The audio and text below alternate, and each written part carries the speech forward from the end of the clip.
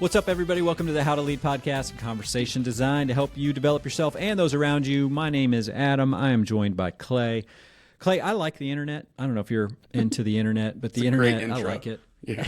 And so, you know, some things that, and I know we've talked about this before, like that the internet does, it just captures some of like the absurdity of life. And so there's this thing like where if people... like cake fails is the headline, right? So if somebody goes to a bakery and they order a cake that says something on the cake and then they get it back and it doesn't say what they thought it was going to say. So I love it because people will take pictures and put it out on the internet and then we all get to laugh at it. And one of my favorite ones, and I've got this dream that if I ever write a book on communication, I want this to be the title. This is the cover? This is the title of the book. This is a great title of a book. Which is Thanks for a Great Year in Purple. And so obviously the listeners, if you're watching on YouTube, I'll put the picture up there. That's kind of what it looks like right there. But it literally is a cake. Yeah. And all the words are here. Thanks for a great year. And then the words are also in purple are on there. And it's somebody you called see it, in. You know to how that the happened. HEB bakery and said, "Hey, I need a cake. We're congratulating somebody on a great year. I want it to say thanks for a great year in purple." And they just wrote it down just like that. They wrote it down just like that. They didn't have the power of the quotations. No, and you would be shocked at how often this happens. So again, if you're bored, that's cool. Just go type in cake fails and you'll see so many of them. When you said cake fails, I thought you meant like, this is the cake I'm trying to bake and here's my version of that. But these are, those are tragic. Those really, they mess with your soul. This one just will give you a nice chuckle, this a one giggle. just laughs. Yeah, that's right. Yeah. So it's, there's some really funny ones out there. So what it makes me think of when I'm leading workshops, I always start with this when I start talking about communication. And then I love to put that George Bernard Shaw quote up with these cakes. I've got about 7 of them that I show. And Bernard Shaw said it this way: the single biggest problem in communication is the illusion it has taken place. Ooh. And I think there's such those cakes where it's like, I said this, but you heard that, and I didn't want the words in purple on there. That is such a great example of, I thought we were communicating, and then one day you get a cake that says thanks for a great year in purple. You're like, and man, miscommunication is funny unless it happens to you. Yeah. You know? And some of the most frustrating experiences of my life involve the phrase, "Oh, that's what you meant." Ooh.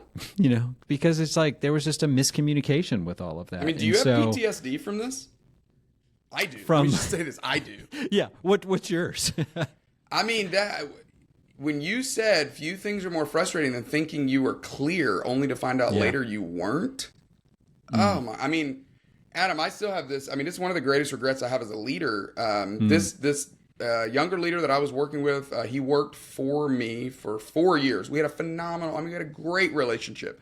I mean, we had crossed that barrier where I'm not the boss, you're not the employee. We're friend, we're coworker. We're doing this together. We had to have some hard conversations along the way, but we had learned how to do it. We had figured out the dance. I mean, it was working. And we were in a one-on-one meeting. This was part of my problem as a leader is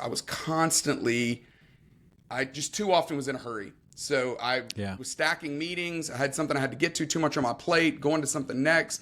I probably started the meeting 5 minutes late because I was running late from something else. And we're getting to the end. We had probably laughed about stuff and probably showed each other some cakes about miscommunication and laughed at it. And we get to the end of the meeting. He's like, and I probably sprung it on him. Hey, I'm so sorry. I got a hard stop in 3 minutes. I'm supposed to be there right now. And he's like, I just needed to bring up this one thing. And he told me about this postcard that he wanted to do to promote this event that he was doing for students. And it wasn't appropriate for students. It was, if it were a rap video, it would have been great. But for high school students at a church, it just was not appropriate. Rap video. And I love it. Okay.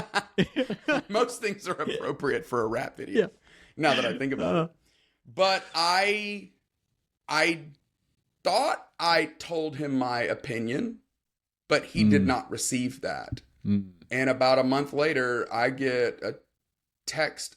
All I got was the picture of the postcard sitting on someone's kitchen counter, but it was from my boss's boss, And the the picture attached to the picture was just the text that said, "Did you know about this?" Bro, I feel tense after hearing you say that. Oh, and then I'm like, I'm like, did I know about it? Yeah, I knew about it. I mean, and I put the kibosh on it, I thought. Yeah, I thought I had said, and then I go have the hard conversation. I mean, and it turned into a way bigger deal than it needed to, and it was, but yeah, boy, the greatest illusion of communication is that you thought it happened. I mean, that was it. Yeah. So listen, we talk about this with leaders, really just in life, any human, but specifically with leaders, and they're all nodding their head. We've all got the stories like that. And so communication, if we think about leadership toolbox, right? We got all these tools that we go to as we're trying to lead our teams.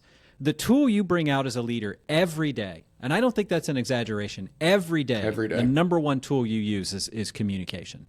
So this is your hammer, and everything you see is the nail, and it's generally, I have to talk, right? One of the biggest changes, and we talked about this in game 1 versus game 2, one of the biggest changes when you become a leader is like your laptop shuts and your mouth opens.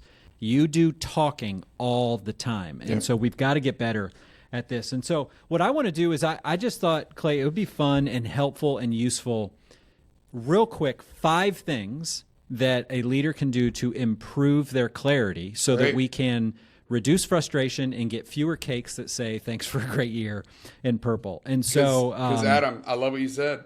It's hilarious. The cake's hilarious. It's awesome. Until it costs you your job, or until you make a decision that you thought was approved, or it is hilarious until it happens to you. So this is going to be great. Yes. Help us become better. Help us become more clear communicators. Number 1, and if you need to turn off the podcast after this and you just do this one, you're going to be fine. Okay, so here I'm gonna start with the best one. Repeat back what you hear. Repeat back, and do not assume you know what the other person is saying. And you're like, well, Adam, I thought you were going to help me with clarity. Hang with me here for a second. Clarity starts with understanding the other person. The old thing that Covey said: seek to understand before you seek to be understood. I remember I had moved to Dallas. I started hanging around with a new group of friends. This is back in 2002. And this new group of friends did something I had never seen a group of people do. When people were talking about something serious, before they responded, they would repeat back what they heard the other person saying. They'd be like, hey, it sounds like you're really frustrated with your boss, or it sounds like that relationship, your dad, he really hurt your feelings with that. And it was just first couple times, it was a cultural norm that they had. It was just norm in this friend group, right? Nobody was there telling them to do this. The first couple times I was like, that is really weird. Are you patronizing them? Right. Then, but quickly after I got over it very fast, because I was like, that's brilliant. Yeah. Okay. That is brilliant what they're doing. And I started to do it. Okay. So I started to do it. And what it taught me was that these people really value listening, and listening helps drive towards clarity. And so I just that was one of those communication tactics that was caught, not taught, if you know what I mean. Like, I just observed people doing it, which is why I think for you and your team, if you as a leader can just start to repeat back what you hear people saying, make that a cultural norm on your team, I'm telling you, people will repeat it. They will start to do it, and it's going to help improve the entire team with that. It surfaces misunderstandings in real time. It allows you to go, is this what you're saying? It's not an efficiency tactic, and I know we say this often. Doesn't make the conversation shorter. No, it slows it down. It makes it longer. Slows it down just a hair. Right. Just a hair. But it saves. It will save time in the long run. That's exactly right. You're not going to get a text message with a picture going, did you know about this? Right. So take 2 more minutes and avoid that text message. Well, it underscores that communication involves the communicator and the hearer, the listener, the receiver, right? And I think that's the lie that George Bernard Shaw is referring to, that when you only think it's the communicator, you're like, well, I said it. They didn't hear it. Okay. So that's right. Yeah, it just underscores that no. If we get this cultural habit, this behavior of repeating back what we hear, then we will ensure more often than not that what was said was received, or what was received is not actually what was said, which is also is important. Now, as a leader, sometimes you have to talk for a long period of time, and you have to, like, you're giving directions, you're delegating. Here's a way you can use this. Throw yourself under the bus, right? Just go, hey, sometimes I'm not as clear as I want to be, so what part of that can I say over again? Or I know I just had to go through that really fast. Tell me what you heard. Tell me what you heard, right? If anybody is a Jocko Willink fan or military background, they call this the read back, right? You read back, and that's just a part of their culture, which I love it at the at that level that the military is going, let's value clarity so much that we give it a brand name. Great. It's called the read back, and now this is a part of what we do. So repeat back what you hear. So that would Adam, be number I would one. do that. I would do the read back when it was real serious. But looking back and hearing this now, there's a regret that I wish I would have done it more often. But I usually reserved it for putting somebody on a 90-day plan. I would say, hey, when you get home or tomorrow morning when you get back to work, would you mind emailing me what your side of this conversation was? That's right. a way to do the read back, right? But I wish I would have done that more often, because that's a great way to repeat back what you heard is, hey, when you get some time on your own, just email me what you heard in this conversation. Yeah. Or if you watch somebody taking notes, just go, all right, read back what you wrote down. That's right? good. Just read it back. I just want to make sure. And again, it's because we think we're being clear, but we're not. So throw yourself under the bus, and that helps with that. So again, if you have no more time, you're good. Just do that one. That's going to help you avoid cakes that say thanks for a great year in good purple. News. We got 4 more. All right, here we go. Use visuals, not just words. Man, I wish I could get into all of it here, but let me just say this. As a leader, it is more difficult now than ever to communicate, and it has nothing to do with you and everything to do with attention spans and brains that prefer easy, not hard. And so when you open up your mouth and start talking, you lose all power and control. It is now, I like to think there's a bouncer in everybody's mind that only allows their mind to pay attention to interesting things. And if you're not interesting, it's going to kick you out. Now, a way to fight that bouncer or to keep that bouncer engaged sometimes is very simply, the more you can use visuals when you are talking. And here's what I mean by that. Grab a sheet of paper, write something down. Wear out the whiteboard. If you've got easel paper or flip chart paper, use that. As if you're thinking about a list when you're going through something, write the list down on the board. If you see how things are connected in a visual flow chart, write the flow chart on the board. The way you're seeing it in your mind and talking through it, you got to add some visuals to that. I see this, Clay, in my workshop settings where I have a bunch of slides. When I move away from the slides and I pick up a marker and I go over to a whiteboard, everybody starts to pay attention, because it's just like, well, it's a blank sheet of paper. What's he going to put up there? There's neuroscience. I mean, we're talking neuroscience here, Adam. This is how we learn. Normal for us. Very normal for us. Right. What are you, a brain doctor? They've done research on this. They've done data on this. They've done research on this. That's how we learn, of course. Right? I'll give you two. One of them's from you. Yeah. I'll never forget you telling me that when someone complains to their boss without bringing them a solution, it is like they are taking the trash can in their boss's office and dumping it on their desk. That is an example of, sometimes you can find a picture, sketch it out, whatever, but I think sometimes even giving people that mental picture is sticky. I will never forget that. Secondly, I'll never forget being in a one-on-one with someone, and I said, what else you have later? This surfaced a problem on the team that I didn't know was there. I said, what else do you have today? And he goes, oh, I got to go have a meeting with her. Better put a helmet on, he said. Ooh. I'll never forget that. That was a visual, right? And I go, hey, I know that we were supposed to end at the top of the hour, and I know we're there, but what do you mean by that? Why did you say you better put a helmet on to go have a meeting with that other leader? And he said, oh, well, that's the way it feels. You just know you're going to get beat up in some. Have you expressed that? Have you told this? Right? That visual was so effective. He could have said, I'm it's going to be a little challenging. It's going to be a challenge. Yeah, whatever. He could have said a lot of different things, but that visual, better put a helmet on, that told me, what is a picture worth 10,000 words? That told me 10,000 words. Yeah, that's great. So, visuals, physical, metaphorical, all of them work. It keeps the brain engaged. So repeat back, use visuals. All right, the third one. This one's a little bit more challenging, but I think you're going to get this. As much as you possibly can, preview where you're going. There's this great scene from The Office. Michael Scott's boss asks him, what's the secret to their success? He just starts talking, and he has no clue where he's going, right? And it's this very awkward scene that goes on and on and on because he's making no point. Then it cuts to him having the testimonial interview, looking and right he in the just camera. he just says, "Sometimes I start a conversation and I don't even know where I'm going. I hope I figure it out along the way."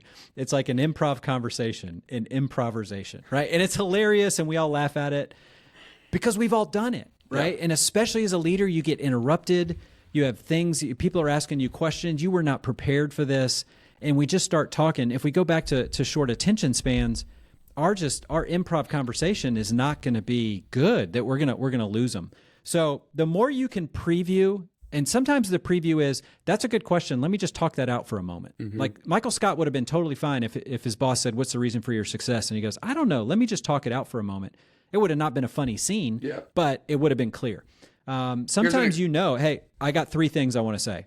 So number 1, number 2, number 3. It's just previewing lets it and just tries to make it easier and clearer for the listener. Yeah, it's saying, sorry I interrupted you there, but it's saying, no, you're good.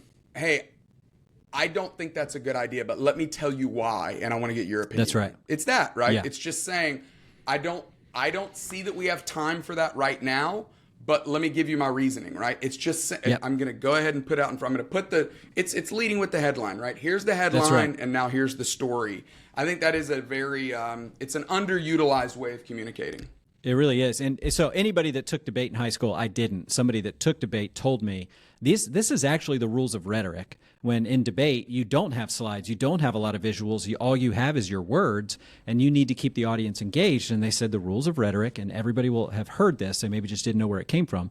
Tell them what you're going to tell them, and then tell them what you told them. And so it's just a logical, clear, I'm previewing where I'm going so that you know we're driving around. If I'm the bus driver, you know exactly where this conversation's headed. Yeah. So in journalism, they called that, the opposite of that would be burying the lead. Burying the lead, right? And you don't want to do that. Don't bury the lead. Give the lead out front, and then say, "Here's why." That's great. Yeah.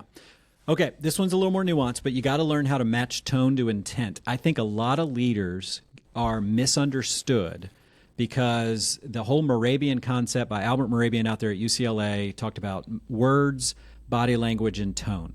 And when body language and tone do not match the words, the listener will believe the body language and the tone, not more than the words.